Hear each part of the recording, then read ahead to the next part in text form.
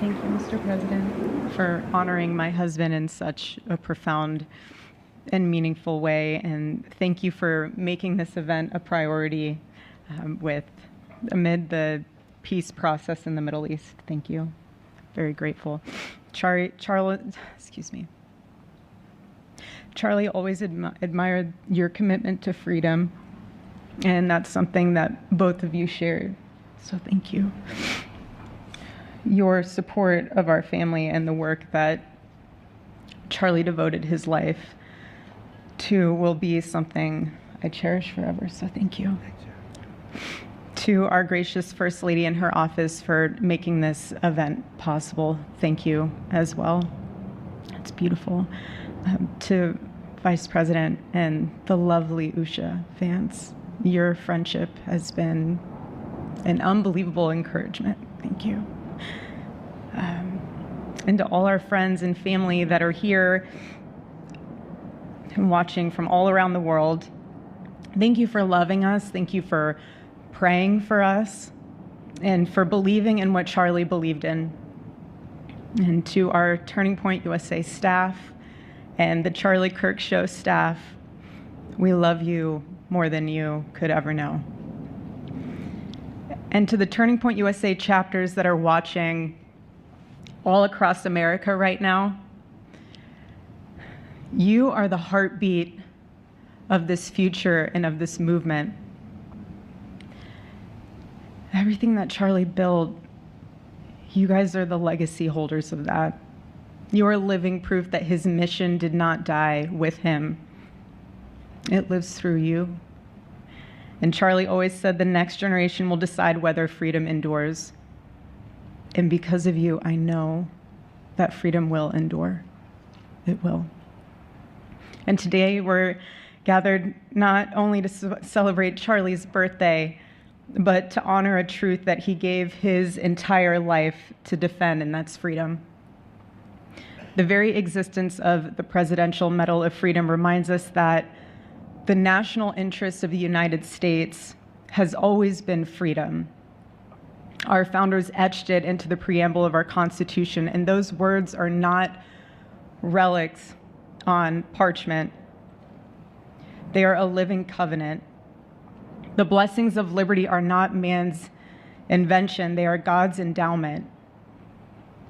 Charlie lived for those blessings, not as abstract words, but as sacred promises. He used to love to journal about this topic all the time, and with such a heart postured of gratitude. And he believed that liberty was both a right and a responsibility. And he used to say, freedom is the ability to do what is right without fear. And that's how he lived. He was free from fear. He was free from compromise, free from anything that could enslave his soul. His name, Charles, literally means free man. And that's exactly who my husband was. He was a free man. And from the time I met him, sitting across from him, being interviewed on politics and philosophy and theology, anything that Charlie loved, any topic he loved, and I just saw the fire in his soul, and there was this divine restlessness within him that came from knowing God placed him on this earth to protect something very, very sacred for all of us. And he never stopped fighting for people to experience freedom. He didn't. Charlie often said that without God, freedom becomes chaos. And he believed liberty could only survive when anchored to truth. And I remember in one of his speeches, he told the audience that the opposite of liberty isn't law. He said it's captivity. And that the freest people in the world are those whose hearts belong to Christ. But what's so powerful is that Charlie had the ability to communicate so brilliantly across all generations. And he reminded us that in a world that tells us freedom is, doing whatever you want to do, the real freedom is the power to live freely and to do what is right. And in one of his journal entries, he wrote that he wanted everyone to know that you can't have liberty without moral responsibility. Freedom divorced from faith eventually just destroys itself. And what's so fascinating about all of this is looking back these past 12 years of Turning Point USA and his mission, there's almost this veil of sacredness. Because what I realize is that while he was building an organization, he was also building a movement, one that called people back to God, back to truth, and a movement that was filled with courage. And ironically, for a man who impacted millions, Charlie never desired to be the center of attention. He just wasn't. My husband was not a man of extravagance. He loved simple but deeply meaningful things. Truly. He loved his late night walks. He loved buying more books than he could ever read because he felt there was no such thing as a book budget. And he loved being able to read to our kids the same bedtime story on repeat because he knew it was their favorite. But to him, that was special.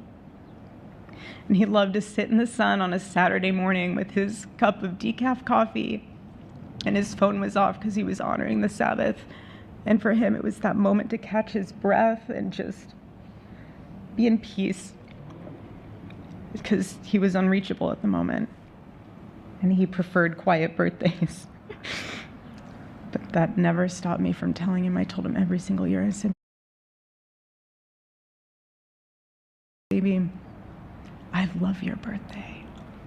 I said, because it's the day that God knew the world couldn't go another day without you.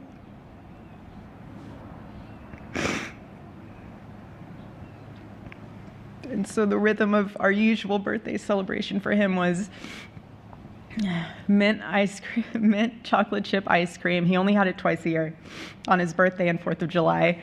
It's just, and then after that, it was back to work as usual. But last year, his one birthday wish was to see the Oregon Ducks play the Ohio State. And they won. Oregon won that night. And it was by far one of the most memorable nights of his birthday experience of his life until today. And so, honestly, President Trump, I have spent 7.5 years trying to find the perfect birthday gift for Charlie. And it's so difficult. And those of you that have spouses or loved ones, you know how difficult it is sometimes to buy a gift for someone that you love, because he wasn't a materialistic man, so that also did not help. But now I can say with confidence, Mr. President, that you have given him the best birthday gift he could ever have.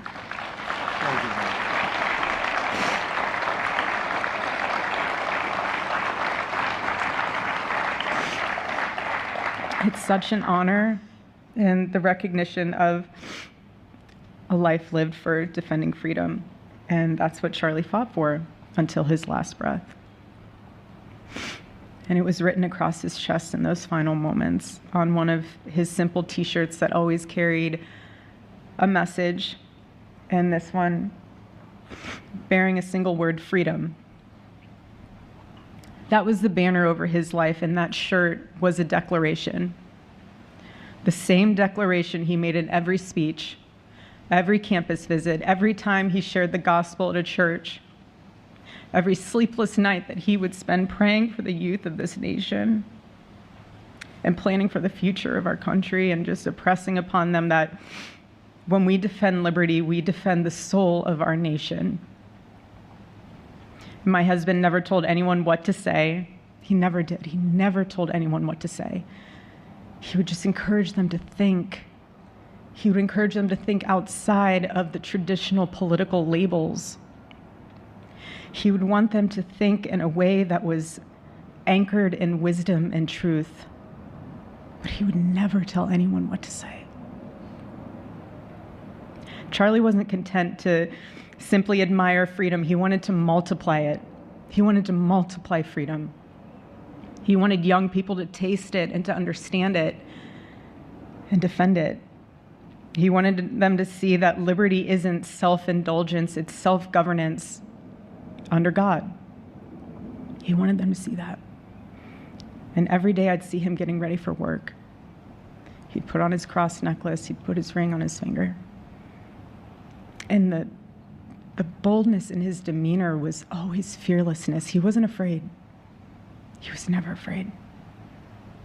In his daily actions, whether in office or on campus or at a church, it was always without fear. That was his creed. That is how he lived out every single day. He didn't fear being slandered. He did not. He didn't fear losing friends, I can tell you that. He didn't. He didn't care. He stood for truth and stood for freedom, and he did not, everything else was just noise to him. And it's because his confidence in Christ was absolute. That's why. There was no limit to what he would have sacrificed to defend freedom for all. And if the moment had come, he probably would have run for president, but not out of ambition. He would only have done it if that was something that he believed that his country needed from a servant's heart standpoint. And Charlie lived only 31 short years. No, he's 32, but on this side of heaven, but he lived. He lived every single second he lived. He filled every single day with purpose, and he fought for truth when it was unpopular. And he stood for God when it was costly, but that's what we're called to do. Surprisingly enough, he did pray for his enemies, which is very hard, but he did. He did. He did. No one else, I mean, I saw him do it. No, he never did it in front of anyone else, but I can attest to that. But he also loved people when it was inconvenient. And he ran his race with endurance, and he kept the faith. And now he wears the crown of a righteous martyr.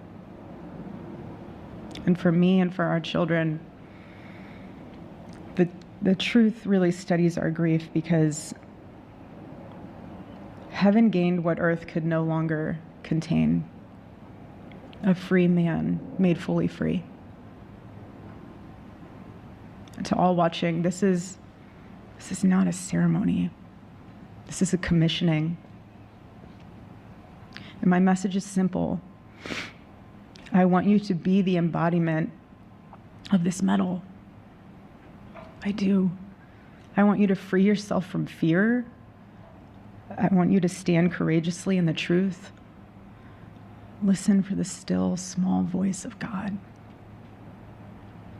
And remember that while freedom is inherited in this country, each of us must be intentional stewards every single day. God began a mighty work through my husband, and I intend to see it through. And the torch is in our hands now. It's in mine, it's in yours, it's in all of yours. It's in all the students with Turning Point USA. And before I close, I'll share with you that I asked our daughter what she would like to say to Daddy for his birthday. Excuse me.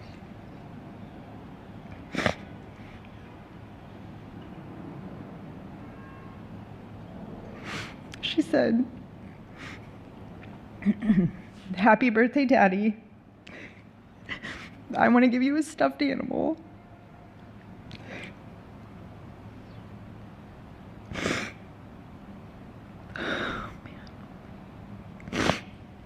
I want you to eat a cupcake with ice cream, and I want you to go have a birthday surprise.